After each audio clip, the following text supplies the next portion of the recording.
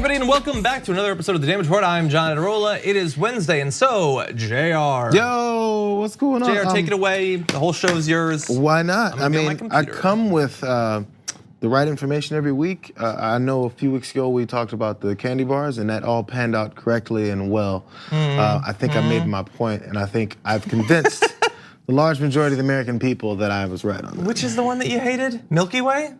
No, Milky Way is okay. It's Three Musketeers.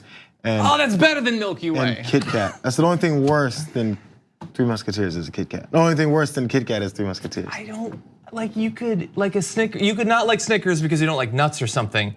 What could drive a normal person to hate a Kit Kat? There's nothing like offensive about it. Wafer cookies. God, wafer cookies are great too. I don't understand what's wrong with you. Okay, we're gonna try to fix you, but we're gonna try to fix the country too because there's a lot of issues that we're gonna be dealing with. So we're gonna be talking about Facebook and their policy on fact-checking politicians. Zuckerberg laid out a standard and then immediately started falling apart once he didn't like some of the exceptions, and he started making bad exceptions once progressive activists started challenging it. So we're gonna have that for you. We've got some updates on impeachment, including Donald Trump. He often reacts to news in a very knee-jerk way, but this is one of the funniest knee-jerk reactions from Donald Trump ever. But then also a congressman, a Republican congressman, has made a mockery of the argument Republicans are making right now against the impeachment inquiry. They say it's about the process and about the transparency. Wait until you see his attempts on CNN to defend that. And then we're gonna be closing out the show the way I prefer never to close out the show, and that is with Dave Rubin. But he said something so stupid, so offensive that we have to respond to it. It has to do with California and its wildfires, a serious threat that is causing the evacuation of countless homes, the destruction of dozens already. For him, it's a punchline. We'll describe that a little bit later on, but we start off with domestic news. At yesterday's hearings, Mark Zuckerberg was questioned quite harshly by Representative Alexandria Ocasio-Cortez about the ability of politicians to lie in their ads. And Zuckerberg said, look, you may not like it, but if it's a politician, we will let them lie. We will not fix those lies. That is the standard. We'll see if that actually holds up because it didn't. A progressive activist decided, you know what? I'm going to test this by having my PAC run an ad. And I'm gonna do the exact thing that AOC was talking about, and that was having an ad implying that Republicans who have not supported the Green New Deal did support the Green New Deal. So that ad went up on Facebook. It was apparently very successful. It ran until Saturday after it was then flagged as false by a fact-checking group hired by the social media giant. Facebook, so by the way, it was taken down at that point. So they said that they would allow it. They didn't when it was running as a PAC ad. Facebook confirmed to CNN on Saturday, okay, yes, we took that down, but if AOC, a politician, had run the same ad, it would not be removed because fact checking does not extend to politicians. So sure, this was a political group that ran it and we took it down, but if it was a politician, then we would have left it up. But would you actually? So Adriel Hampton is a political activist who has been testing this and so made that initial ad, and here on CNN talking about the effort. Folks might be familiar with Alexandria Ocasio-Cortez challenging Mark Zuckerberg and asking if she made such an ad, if she could run it, and him saying probably in congressional testimony on Wednesday. When I saw that testimony, I thought we should test the premise. I didn't know Facebook's rules on fake ads quite as well as I do today when we first put it up on Thursday. I usually don't run fake ads, but this was an interesting opportunity to test that premise that it's okay for politicians to lie. The ad was taken down by Facebook after about 24 hours, but in that time it went quite viral. And it was clear right from the submission to Facebook that it was not a truthful ad because clearly, as you said, Senator Graham has not endorsed the Green New Deal. Sure. Okay, so describing the initial process, they put up the ad, it gets taken down. So the response is from Facebook, but you're not a politician. And we said politicians get to lie. So what if he was a politician? He decided to register to run for California's governor. So now he's a politician and reruns it as a politician. Turns out they don't like that either though, watch. So it gets polled And then you decide you're going to run for governor because it's okay for politicians, but it's not okay for PACs. Yeah, we tried it again with a politician, but and it was taken down again. And they said that was because it was a politician can't advertise something that's already been debunked. So it would have to be an original lie. And so we also were told by fact checkers who work with Facebook that a politician who's not actively running for office or in elected office might also be disqualified from this exception. My concern is that Donald Trump, who plans $1 billion campaign led by a campaign manager who is a Facebook expert who purports to run millions of Facebook ads, can use this exemption to manipulate the election very easily. So look, what Zuckerberg said to AOC now looks even more laughable than it did. He wanted to say, hey, it's not up to us to fact check politicians. They get to do what they want to do. Except if they're saying something that I don't like. And if they're making me look bad, then we're gonna take it out. Or if it's already been debunked. But again, you just said it wasn't up to you to determine truth from fact. So what does it matter if it had been prior debunked? Or, because after all, it could be being debunked right now by a non-politician, that wouldn't apply. So why does it matter if it was debunked in the past?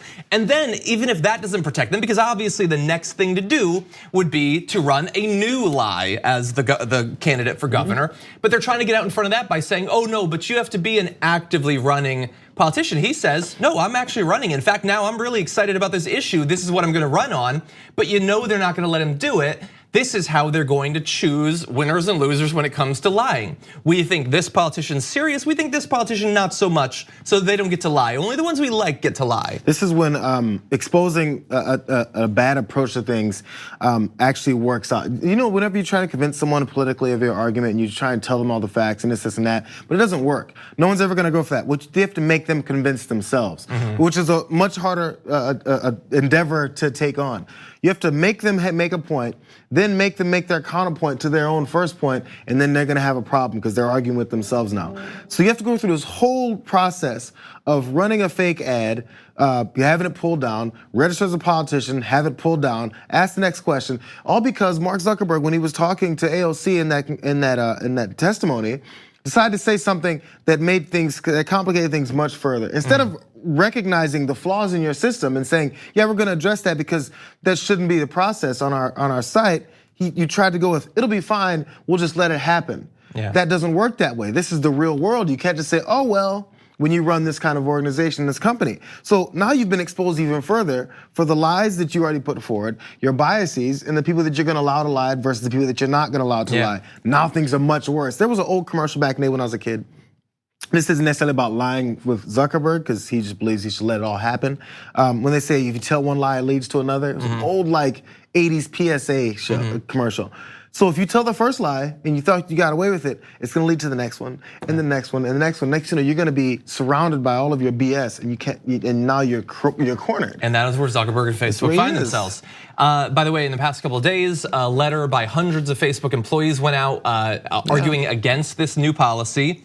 We're not gonna read the entire thing, but they say it communicates that we are okay profiting from deliberate misinformation campaigns by those in or seeking positions of power. And again, not all of those seeking positions of power, but now we've decided that we get to choose which ones we want and which ones we don't. Maybe he really likes Pete Buttigieg. Maybe Pete Buttigieg gets to lie, but he hates Elizabeth Warren. Maybe Elizabeth Warren doesn't get to lie. She's not really seriously running. Pete Buttigieg, he's seriously running. That's the standard I'll use. And then they use even more laughable explanations to try to distract you from the issue, which is they're gonna profit by allowing people like Donald Trump to run hundreds of millions of dollars in lies on Facebook. So two of their members, their execs put out this op-ed. Facebook, we shouldn't become the gatekeeper of truth on candidate ads. But it's the thing below that's so ridiculous. Anyone who thinks Facebook should decide which claims by politicians are acceptable might ask themselves this question: why do you want us to have so much power? Oh, come on, you guys want all the power and all the money in the world. That would be like if like a fire department let one house burn down and they responded by saying, why do you want us to decide whose house stands and whose doesn't? Why do you want us to have that much power? Why do you obsess over power? No, we want you to do your jobs. And all of this is a lie. It's not about whether it's been prior debunked or whether they're actively running or anything. What it's about is they are terrified of standing against Donald Trump. Donald Trump is gonna lie, and they don't want to be a social media outlet that says he's lying, we won't let him do it anymore. They don't have the courage to say that one obvious thing, and so they're twisting themselves into knots, trying to come up with a strategy that seems comprehensible, and they haven't gotten there. Let's keep it real. And also, many users on that site, they feed off of this type of stuff. Facebook is where you go where you want to get a lot of misinformation, or then a bunch of people fighting over politics and 98% of them have no idea what they're talking about.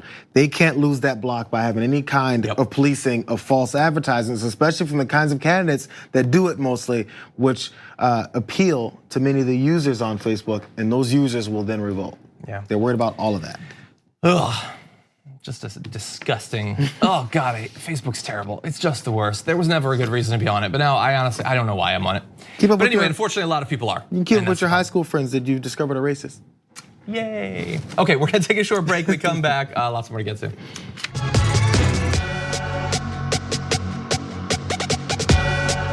We need to talk about a relatively new show called the Republic, or UNFTR. As a Young Turks fan, you already know that the government, the media, and corporations are constantly peddling lies that serve the interests of the rich and powerful. But now there's a podcast dedicated to unraveling those lies, debunking the conventional wisdom. In each episode of the Republic, or UNFTR, the host delves into a different historical episode or topic that's generally misunderstood or purposely obfuscated by the so-called powers that be, featuring in-depth research, razor-sharp commentary, and just the right amount of vulgarity. The UNFTR podcast takes a sledgehammer to what you thought you knew about some of the nation's most sacred historical cows. But don't just take my word for it. The New York Times described UNFTR as consistently compelling and educational, aiming to challenge conventional wisdom and upend the historical narratives that were taught in school. For as the great philosopher Yoda once put it, you must unlearn what you have learned.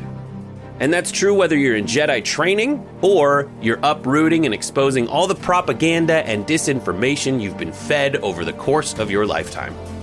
So search for UNFTR in your podcast app today and get ready to get informed, angered, and entertained all at the same time.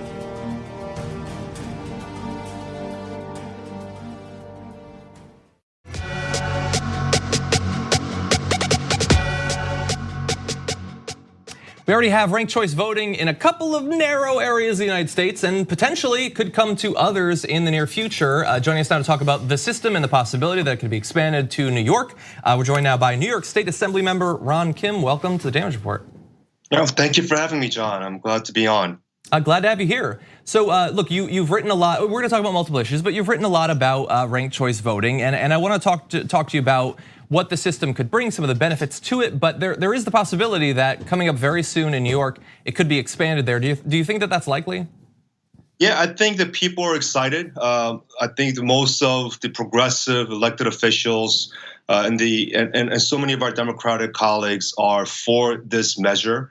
We've had such a great momentum over the last couple of months, making the case for ranked choice voting, and people no longer want to be associated with the negative campaigning and all the toxic behaviors around some of the current campaign system that is designed to suppress voters, and people want to be engaged. People want to feel like their voice is heard, and that's what the ranked choice voting would offer. And people are looking forward to that. And when New York does it, I know that there are other cities and other states have already done this. But when New York City does it, I think it would set a national precedence and a trend, and all around other cities and municipalities will look at New York and see it as the standard model to copy. I think that it definitely could. When you bring up the negativity, what is it about a ranked choice voting system that you think would lead to less negative campaigning? Yeah, the current system is all designed to get your voters, to pull them out and hire as many consultants to suppress other voters that do not favor you.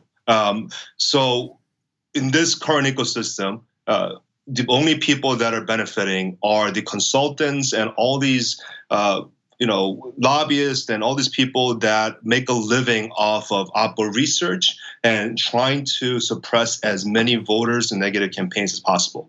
On the ranked choice voting, you can pick up to 5 people. Choose up to 5 candidates. So you can't afford to go negative. You need to build coalitions. You need to drive campaigns based on issues and try to talk to as many voters as possible. And citywide campaigns, which is what this will do in 2021, when the mayoral race, the controller race, the public advocate, these are all citywide, New York citywide races that will participate in this. It will have a huge impact in immigrant communities like mine and marginalized communities that often do not participate or often do not get courted by mayoral candidates because they're too busy trying to go to their strengths. But when they have to get the top 2, top 3 choices, they have to come into every single community that have not been traditionally engaged in some of these elections. And that is why it's healthy for democracy and it's healthy for marginalized minority and immigrant communities like mine. Well, look, as you point out, I think if New York were to take up this system, I think that would draw a lot of interest to it around the country. We could possibly see it spread quite fast, and so it's going to be interesting to see how much involvement there is in this upcoming election, how supportive people are of the system.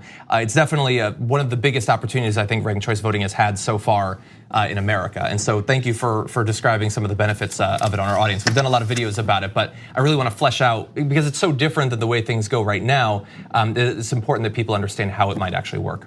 But also, I want to talk about another issue that you write about quite often. You endorsed Bernie Sanders in the 2020 race, correct? Yes, I did.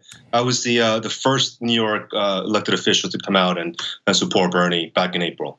And one of the issues that I think you have a lot of philosophical overlap with Bernie Sanders on is that the current way that work is rewarded in this country seems to reward not the people doing the work, but the people who own the capital, own the corporations and things like that. You talk a lot about wanting to redesign money.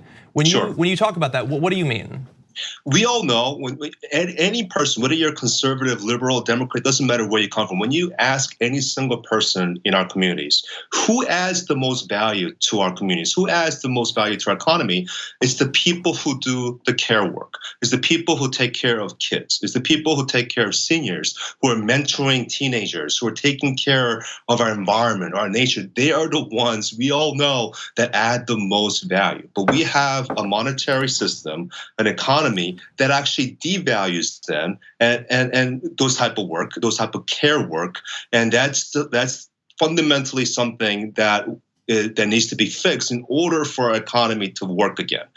So what we're proposing is that we need to restore the original meaning, the original vision of what money was supposed to be, which was always a medium to store and exchange as much value as possible in our economies, not extract value from our communities. And that's what it's become. So but what we're proposing is using some of our state's benefits, our tax returns, and turn them into real exchangeable money designed to capture the unvalued, devalued, undervalued work that goes uncaptured every single day in our communities. And by doing so, we can get more cash flow back into the communities and spark commerce and finally uplift the caring economy that we all know is vital to our futures. So what you're talking about, very interesting, obviously, but it's not something that you necessarily hear much about in normal day-to-day political communication. When you've talked with your constituents about some of these ideas, what has the reception of it been like? Yeah, no, we have so many folks right now that are already struggling and trying to find any kind of access point to get some cash. We have seniors who are unknowingly committing Medicare fraud and Medicaid fraud, trading in their benefits at local pharmacies and for-profit senior centers to get a couple $100 so they can live a dignified life with their peers. We have seniors going on casino buses, selling their vouchers for a few bucks a day so they can pay for their rent every single month. There isn't enough cash going back into our communities. For 20 years, wages have been stagnant.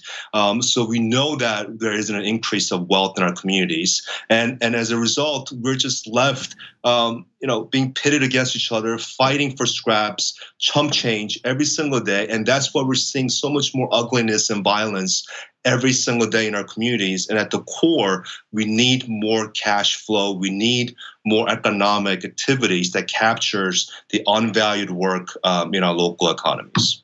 Ron Kim of the New York State Assembly, thank you so much for joining us and breaking down these. Thank you so much, Sean. Thank you for your time. Appreciate it. We're gonna take a short break here. When we come back, we're moving into impeachment. Donald Trump with a knee-jerk reaction to a defense of him. We'll break it down after this.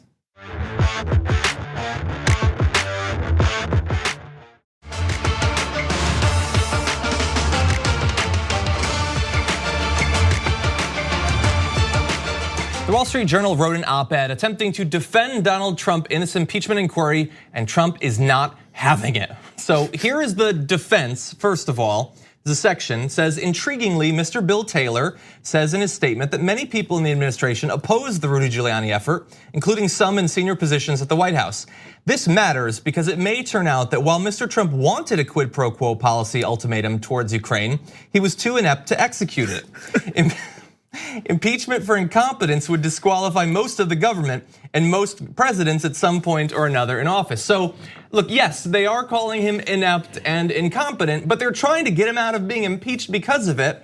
And let's just acknowledge, this isn't even their idea, or at least they're not the first to come up with this. We made fun of Ben Shapiro a couple weeks ago when he said, no, you gotta be kidding. No, this is not a dude with a plan. And the problem for Republicans, they're not allowed to say that. That's the problem for Republicans, is that if you're a Republican senator and you say that Trump might attack you. So he's saying Trump is too dumb to crime, and you're seeing him there, but enlarged to be human scale.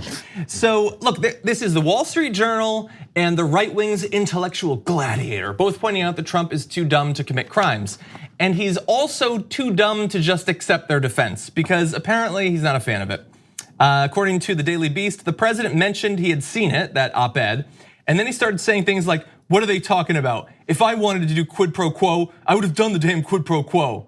And then defended his intelligence, and then talked about how perfect the call was, a source said. Another person familiar with the president's comments on the matter corroborated the account. If you find yourself having to defend your intelligence every day at every turn, I think you might be the problem, and your intelligence just might be in question. Number two, when you have to, there's so many lies. We talked about the exorbitant number of lies this president has been telling since before he was even in office, obviously. When you have a group of people that has to defend it, from the Wall Street editorial board to other politicians in the Republican Party and the RNC and then pundits on television, sometimes the BS is gonna cross over. So now you're like, man, what can we say now? Okay, he just can't do it. Because it went from, the Ukrainians didn't carry out the demands that Trump had. So that defense doesn't really work because you asked for it. Just because you go to the bank with a gun and say, give me all your money, you don't get the money, or you only get $100, doesn't mean you didn't try to rob the bank. So he's too stupid to pull this off. And that's all you got left. And so for a man-child that is never satisfied because he continues to sabotage himself and everyone else around him, there's nothing you can say that's gonna work out. And now we've just reached that point again. Oh, I'm smart enough to pull off crimes. I've been pulling off crimes since 1967. We got you. I don't remember the exact example, but there's like an 80s movie with this where there's a bunch of kids and there's a dumb kid, and they make fun of the kid by saying like, oh, I bet you're too stupid to run into the street. And he's like, oh, no, I'm smart enough to run in the street. Like that's what's happening here between a major news outlet and the president of the United States. Another source goes on to say, he was clearly unhappy, he did not like the word inept. Yeah, but they're trying to protect you, bro. What he didn't like about the word inept is he didn't know what it meant. That's true, it seems aggressive.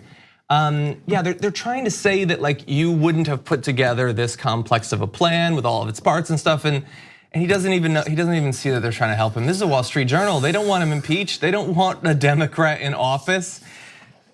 But he doesn't get that. He doesn't get his allies. Defending your intelligence and then going into how you can pull it off anyway. Hey bro, you did. He points out every time. We don't need to go past anything else. And that perfect call, the only thing I'm surprised about is him saying that perfect call in private the way he says in public. Because I didn't really think he actually believed that. Yeah, maybe he doesn't, maybe he really doesn't believe that he lie that much, you start believing it.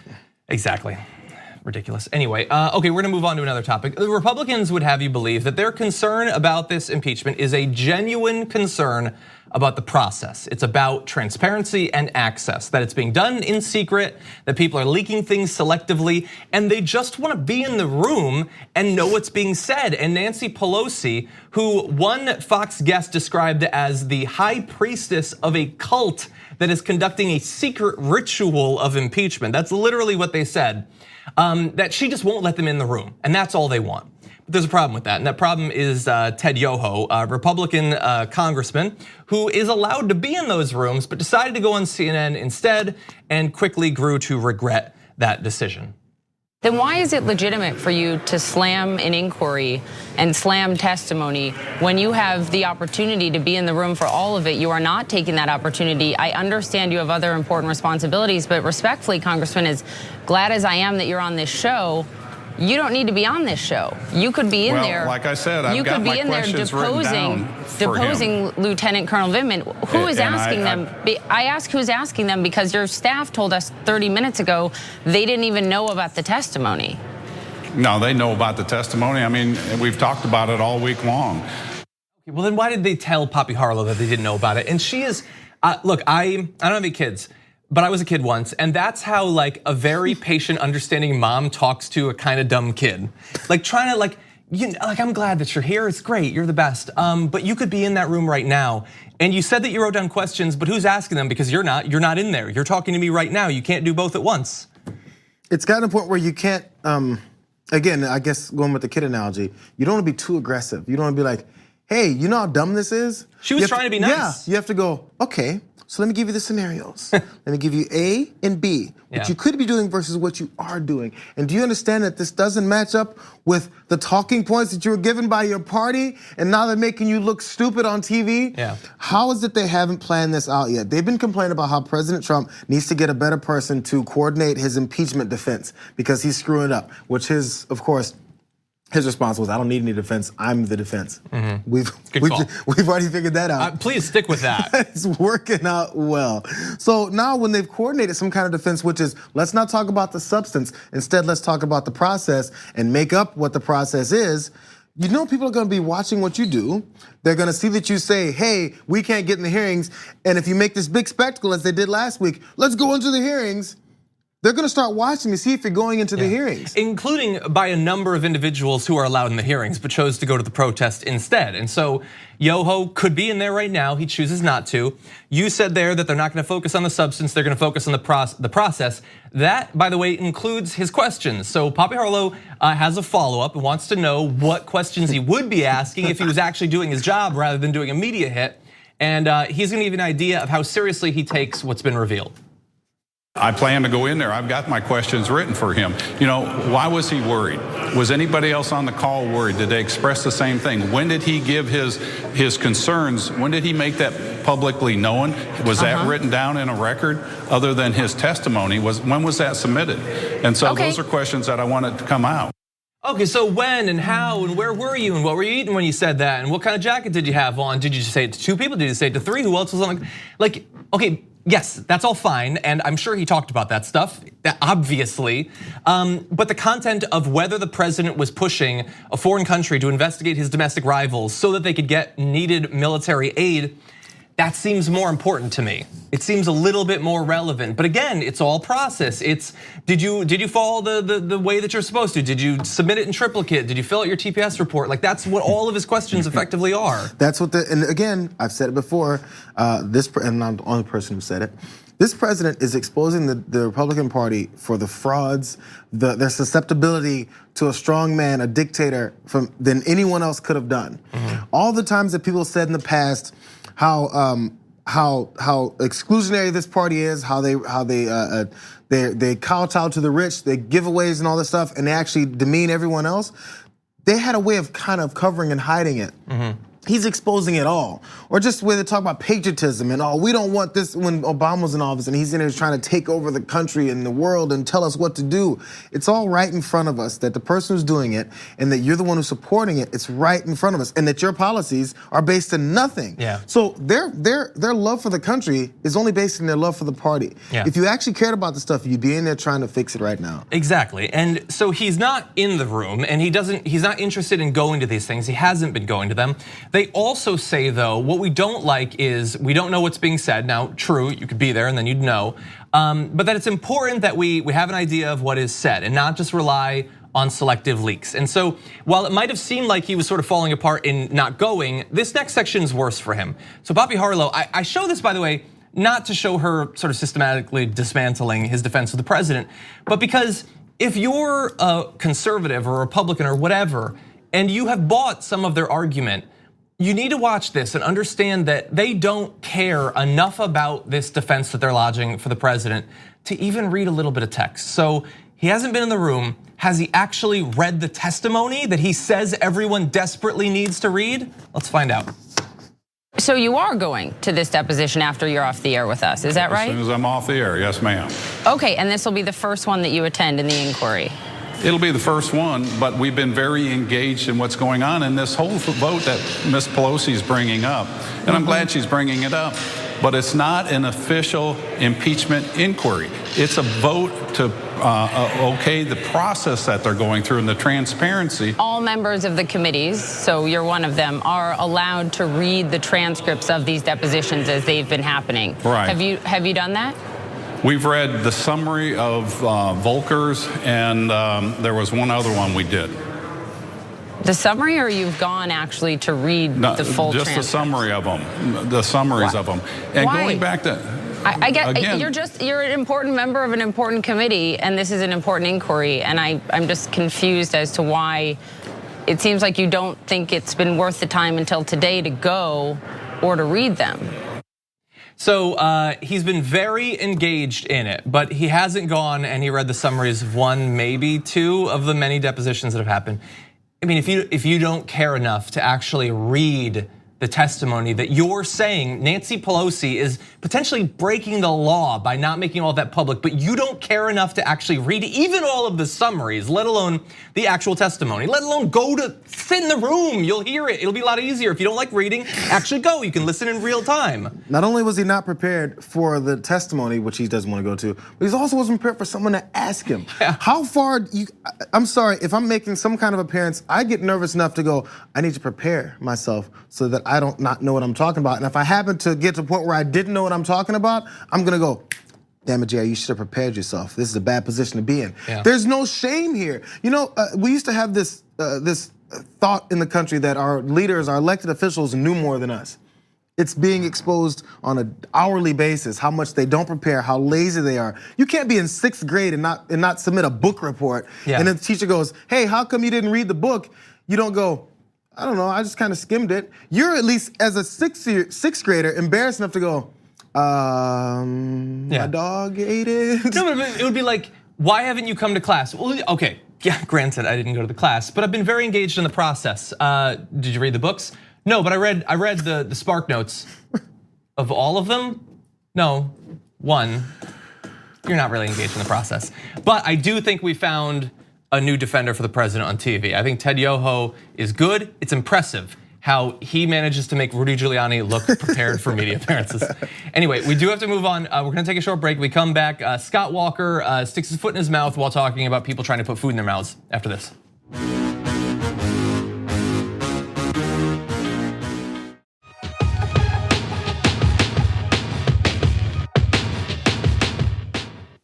Bernie Sanders recently had a rally and a tour with Rashida Tlaib, a congresswoman who is supporting his candidacy, and Scott Walker, a former failed presidential candidate. He decided to jump in with a gotcha about the socialists, Bernie Sanders and Rashida Tlaib.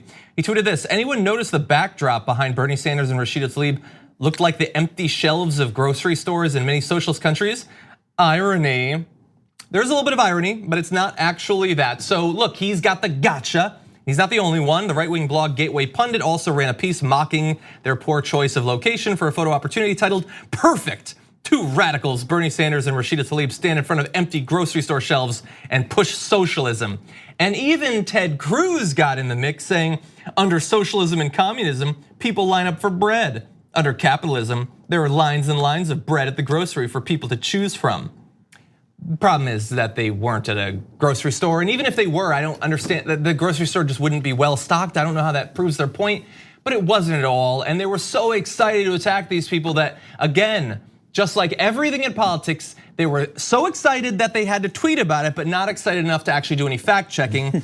The photo was taken at the last stop of a corporate greed tour, which Representative Tlaib takes Detroit visitors on. Sanders and Tlaib's final stop was at a food pantry, where free food, water, and clothes are given to low-income families in Detroit. The pantry is running out of bottled water at the moment due to the fact that a number of families in Detroit have had their water shut off because they can't pay the bills. The shelves are not empty because of socialism or communism. It's because it's a food pantry that's doing its job and passing out the food and bottled water that they have to the many needy families in the area. That takes 10 seconds to find out. Some of them know it. I think Ted Cruz is one of them that probably did. That tweet's still up, by the way, with no correction, even though we've known since yesterday exactly what was going on. You can't take tweets down because then that'll. He could tweet something in response. No, he could say, hey, by the way, I realize this was really stupid. It was boneheaded of me at best. But I'm too scared of looking weak. Yeah, so I'm just gonna be he has weak, enough. He has enough non-thinking supporters that it doesn't matter. He'll leave it up and they go, yeah, that's right. You stay strong with your lie. We like that. So the selection of bread at the food pantry that Ted Cruz is talking about. How about that selection of being able to maybe turn on your faucets and get clean water? Things like that they will continue to say is happening and not happening in this country, but claim that happens in socialist countries only. And then we say capitalism, yeah. So as soon as we say all this, and then we try to ignore the real problems of the country, and this is a perfect example of it. Call these things socialist and cover the fact that they're exposing what capitalism does to so many people in the country. Exactly. Just whitewash one thing and lay all the blame on what you want to lay it on, and you get enough idiot people to follow you. Yeah, there are two basic types of political commentary, whether from politicians or right-wing media, and it's effectively the same thing at this point. There is the, don't actually care about the facts, but I gotcha. And then there's the sort that actually listens and investigates and tries to understand. You've seen the one, now see the other. At that same event that they were so giddy about attacking, there was another media figure. Let's see if you recognize her.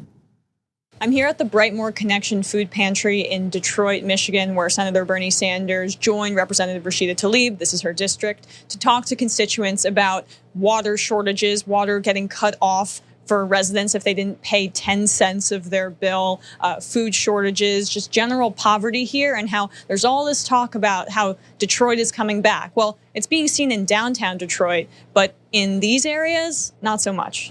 So that is, of course, Emma Vigeland, who is 100% right. And look, Gateway Pundit could have sent one of their journalists there, but they had no interest in doing that. But Emma went and listened to people in the area, and she learned about what's going on there. And through her work, helped to teach other people who have not been to Detroit and don't necessarily know how it's gentrifying in the downtown area. But obviously, a lot of people don't have basic things like food and water. That's a different way to go. I think a better way to go.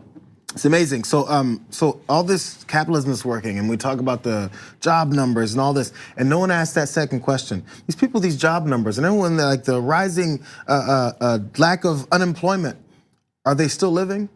Are they surviving? Are their kids making it? Are their kids going to school and the free lunch program screwing them over? Are they compiling a bill there and then the school comes after them? We've talked about all these stories. The problems escalate from there on out, but we don't talk about the rest of that stuff. It's strictly based in that damn socialism, and it's a scary enough word when they push it this many times and this many times. They lie, no matter what the argument is. If you just yell socialism, you're on their side. And so that's the thing. All of their attacks are, look at how scary it would be if there was socialism or communism, whether in reality or our weird version of it that we don't really understand. But the thing is, like, look at what we've got right now, not hypothetically after some change, but the actual system we have. So Reverend Rosalind Bouyer, the executive director of that pantry, says that the shelves are empty because we're doing our job, because people need the food. That shows the inhumanity. America needs to do better. That's the sadness of it. For this community, any community in America, to be without food and water, to constantly have to live with housing insecurity or water insecurity, it's so utterly ridiculous. It's so evil. It is evil in of itself. And that's what we have right now. And so let's talk about Scott Walker really fast. Scott Walker, Ted Cruz. Scott Walker might want to take a look at Wisconsin because apparently food insecurity affects 1 in 5 Wisconsin children. Oh, but that's right. He would actually know about this because back in his 2013 to 2015 state budget, he dropped at least 15,000 out of work Wisconsin residents from the state's food stamps program. So that 20%, it got a little bit higher thanks to him. It's fun to joke about people not being able to find food under socialism, but he's working his ass off to make sure that under capitalism, they don't have access to food. Ted Cruz, he should actually pay more attention to this issue because as bad as Wisconsin has it, Texas actually has it worse than the national average for food insecurity, especially for children. There are literally almost 2 million Texans who are currently experiencing food insecurity, but he doesn't have time to actually propose any sort of fix to that because he's so busy trying to get people on Twitter. All those choices of bread on the shelves, but nobody can buy them. Exactly. Okay, we're gonna take a short break. We come back a little bit more to close out the show.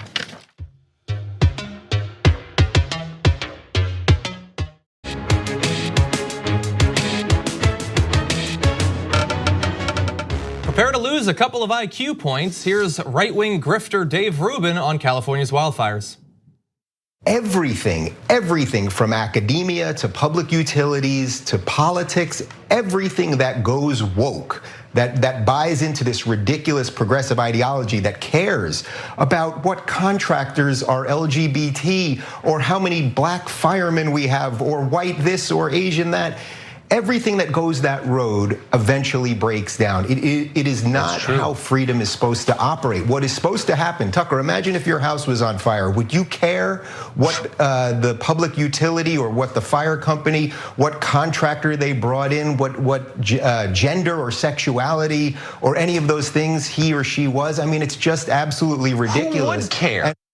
Okay, Tucker Carlson's facial expression while guest talk has never been as appropriate. What do you, thank God most of Fox News' audience is asleep while the TV's on. What are you talking about? What are you talking about? The effort to fight the fires has nothing to do with it. Like, we've talked about this a lot. They have identity politics and that's it. They talk nonstop about how the left only talks about identity politics. But even in the context of a natural disaster, they bring on Dave Rubin to attack concerns over inclusivity on race and sexuality and religion? I was looking for the story about how everyone is looking for the firefighters to have a certain makeup of gender and sexuality, all the lists of things. I don't know what he's talking. I did too. I tried to find something.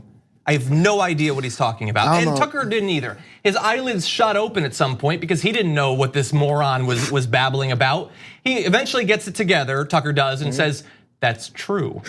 None of it's true. None of it's true. And you didn't bring on Dave Rubin to reveal the truth. That's certainly not what happened there. Well, you know how in the old kids movie Frozen, they built that snowman. But what best happens with guys like this is, do you want to build a straw man? If you build your straw man, build it strong and funny, and we can beat down that argument that we created for the straw man to give. Oh, that's good. Do you want to build a straw man? Oh, Brett Ehrlich. Get on, forget what we were talking about, forget the topic. That song has to be made. But anyway, look, I revealed this to you only. Stupid points. Sorry, go ahead. It's half done. There's only a few lyrics in that thing to begin with. No, it's awesome. Yeah, so if you don't watch Tucker Carlson, first of all, good call. You'll maintain your mental health that way. But this is what they do. They bring on idiots, grifters who don't believe anything that they're saying, who get paid by billionaires to spread white supremacy and anti-Semitism and homophobia and Islamophobia and all of that. And they will shove it into every topic. It doesn't matter if it has anything to do with it. Forest fires, fine. Let's make it about diversity. Fox Business constantly talks about this stuff on a business channel. They find ways to turn every topic into this sort of thing. That's what they do. That's what the grift is. The gays are coming to get you. But somehow the gay man that's on there saying that is not coming to get you. Only that one. Exactly. Only those lib gay people are coming to get you. Exactly, and that's what's so sick about it. But the thing is, Dave Rubin doesn't get paid by billionaires to attack trans people. That's the tool, that's what they all do. That's why Ben Shapiro can't go 5 minutes without talking about the trans community and Michael Knowles and all of them. But that's just the distraction. The billionaires pay them to do tax cuts, to try to get rid of the estate tax, all of that. But all of that is happening not on Tucker Carlson's screen, not on the Daily Wire's screens. No, all of that is going on with right-wing politicians in DC, but you can't look at that. And to be distracted from it, they will distract you with all of this BS and they'll tie it into whatever topic they need to keep you from knowing what's really going on. I'm willing to listen to the report that had all this that he's talking about. We'll see. I'm willing to find out who it was. Thank you, Jayar. As always, great to have you on and for that idea, which we're definitely gonna make happen. Thank you everybody for watching. That's all the time we got. A couple more days, lots more news to get to. See you tomorrow morning.